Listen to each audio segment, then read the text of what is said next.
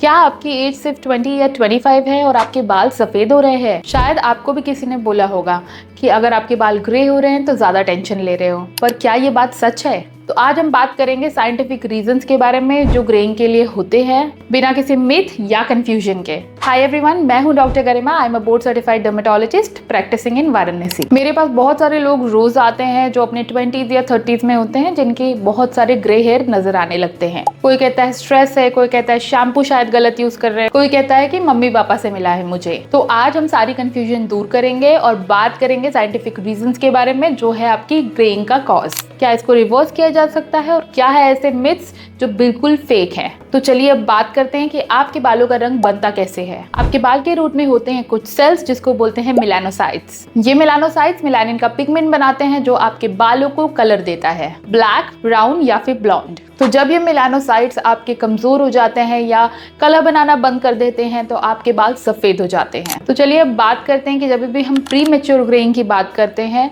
तो वो एक्चुअली किस एज में होती है। इंडियन पॉपुलेशन में अगर आपके बाल 25 से पहले ग्रे हो रहे हैं तो उसको प्री मैच्योर ग्रेइंग बोलते हैं। तो 25 के बाद जब आपकी ग्रेइंग होती है तो वो नॉर्मल ग्रेइंग होती है, बट कुछ लोगों की ग्रेइंग प्रोग्रेस हो जाती है उनके लाइफस्टाइल की वजह से, जिसके बारे में हम आगे डिस्कस करेंगे। तो अगर आपके बाल 25 साल से पहले सफ़ेद हो रहे हैं तो वो बिल्कुल भी नेचुरल नहीं है और उसके बहुत सारे रीजंस हो सकते हैं। तो नंबर 1 रीज़न जो हमारे बालों के कलर को इन्फ्लुएंस करता है वो होता है जेनेटिक्स। अगर आपके मम्मी पापा के बाल या ग्रैंड पेरेंट्स के बाल जल्दी सफ़ेद हुए हैं तो चांसेस है कि आपके भी बाल जल्दी सफ़ेद हो।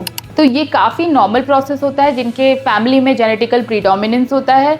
तो आप इसको रोक तो नहीं सकते, पर अगर बहुत तेज़ी से ग्रेइंग हो रही है तो उसको हम होल्ड कर सकते हैं, उसको स्लो कर सकते हैं। उसके बाद जो कॉमन कॉज आता है वो होता है न्यूट्रिशन की डेफिशिएंसी। तो अगर आपके शरीर में आपके वाइटामिन की डेफिशिएंसी है, like vitamin B12, vitamin D, iron, zinc, तो इसकी वजह से भी ग्रेइंग काफ़ी ज़्यादा होती है और फास्ट होती है। तो ये सारे जो विटामिन होते हैं वो हमारी हेयर की हेल्थ के लिए काफ़ी ज़्यादा इंपॉर्टेंट होते हैं। अगर इनमें से कुछ भी डेफिशिएंट हो जाता है तो ऑफकोर्स आपके बालों पे काफ़ी ज़्यादा असर पड़ता है और आपकी ग्रेइंग बहुत ज़्यादा फास्ट हो जाती है। तीसरी जो रीज़न होती है जो बहुत लोगों में होती है वो होती है थायराइड के इश्यूज़।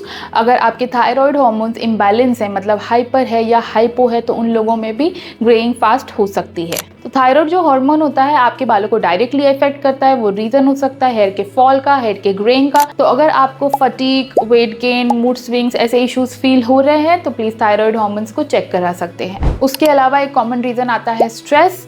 तो बहुत सारे लोग जो बहुत सारे तनाव से गुजरते हैं उनके में भी ग्रेइंग फास्ट हो जाती है, क्योंकि स्ट्रेस से ऑक्सीडेटिव स्ट्रेस रिलीज होता है और जिससे मेलानिन इनहिबिट होता है आपके बालों का और आपके बालों को ग्रे कर देता है। उसके अलावा आते हैं ऑटोइम्यून डिजीजेस, जैसे कि विटिलिगो में भी आपकी हेयर ग्रेइंग हो सकती है। अगर आपको एलोपेशिया एरियाटा है तो वो भी आपको ग्रेइंग कर सकता है। तो ऑटोइम्यून डिजीजेस भी एक अंडरलाइन कॉज हो सकती है आपकी हेयर ग्रेइंग का। उसके अलावा एक कॉमन कॉज होता है स्मोकिंग। तो बहुत सारे लोग जो स्मोकिंग करते हैं उसकी वजह से उनके हेयर में फ्री रेडिकल डैमेज होता है, जिसकी वजह से उनके ऑफकोर्स मेलानिन प्रोड्यूस नहीं होता बालों में और ग्रेइंग का एक बहुत बड़ा रीज़न बनता है। उसके अलावा एक इम्पॉर्टेंट कॉज होता है हेयर के केमिकल ट्रीटमेंट्स। तो बहुत सारे लोग जो रेगुलरली केमिकल ट्रीटमेंट्स करते हैं, हेयर की कलरिंग करते हैं, हेयर पे ऐसे बहुत सारे प्रोडक्ट्स यूज़ करते हैं, शैम्पूज और कंडीशनर्स गलत यूज़ करते हैं, उनमें भी हेयर ग्रेइंग के इश्यूज आ सकते हैं जो कि केमिकल रिलेटेड होते हैं। उसके अलावा जब हम बात करते हैं तो लाइफस्टाइल का भी काफ़ी इंपॉर्टेंट रोल होता है। तो अगर आपकी लाइफस्टाइल सही नहीं है, जैसे स्लीप साइकिल सही नहीं है, आप अच्छे से पानी नहीं पी रहे हो,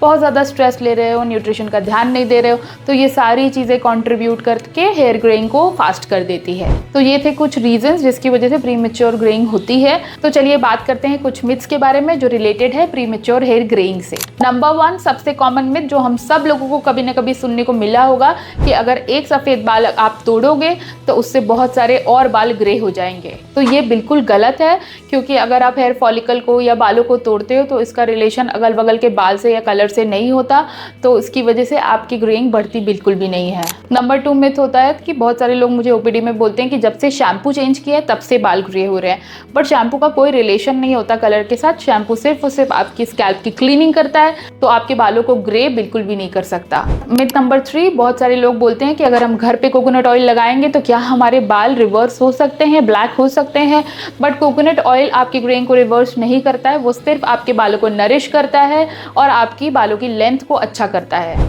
चलिए बात करते हैं प्री मैच्योर ग्रेइंग के सोल्यूशन के बारे में। नंबर 1 होता है अपनी डाइट को अच्छा करना। तो अपने डाइट में आप इंक्लूड करें वो फूड्स जो रिच हैं विटामिन B12 में, जिंक में, आयरन में, बायोटीन में, ओमेगा 3 में, और साथ में आप अपने विटामिन लेवल्स को भी चेक करा सकते हो like vitamin B12 and vitamin D। Number 2 very important is stress management.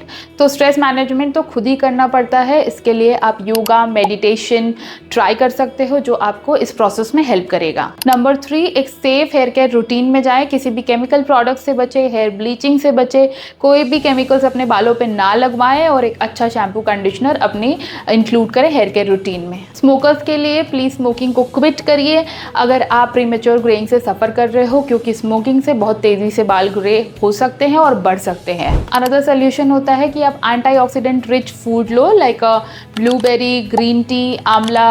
ये आपके फ्री रेडिकल डैमेज को कम करते हैं और आपकी बालों की ग्रेइंग की प्रोग्रेशन को रोकते हैं। इसके अलावा अगर आपकी ग्रेइंग बहुत तेजी से प्रोग्रेस हो रही है तो प्लीज डर्मेटोलॉजिस्ट से पर्सनलाइज कंसल्टेशन लें, क्योंकि वो देखें आपके कॉजेज को फिगर आउट करें, उसको ट्रीट करें।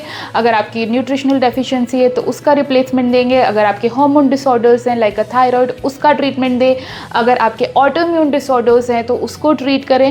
तो अंडरलाइन कॉज को जब हम ट्रीट करते हैं तो हमारी ग्रेइंग डेफिनेटली रुकती है। तो अंडरलाइन कंडीशन को जब तक प्रॉपरली ट्रीट नहीं करते, ग्रेइंग का प्रॉपर ट्रीटमेंट नहीं हो पाता, तो अपने डर्मेटोलॉजिस्ट से मिल सकते हैं। तो प्रीमेच्योर ग्रेइंग जो होता है वो बहुत सारे लोगों में एक नेचुरल प्रोसेस की तरह होता है, लेकिन अगर आप अपनी लाइफस्टाइल को सही करते हो, अपनी सारी चीज़ों को बैलेंस करते हो, न्यूट्रिशन को बैलेंस करते हो, तो ऑफ कोर्स इसके प्रोग्रेशन को होल्ड कर सकते हो, आगे बढ़ने से रोक सकते हो। तो अगर ये वीडियो आपको पसंद आई है तो प्लीज़ मेरे चैनल को सब्सक्राइब करिए, मेरे वीडियोज़ को लाइक करिए, शेयर करिए मेरे video with your family and friends. और अगर ग्रेइंग से रिलेटेड कुछ भी क्वेश्चन है तो आप कमेंट सेक्शन में लिख सकते हो and we are going to answer that.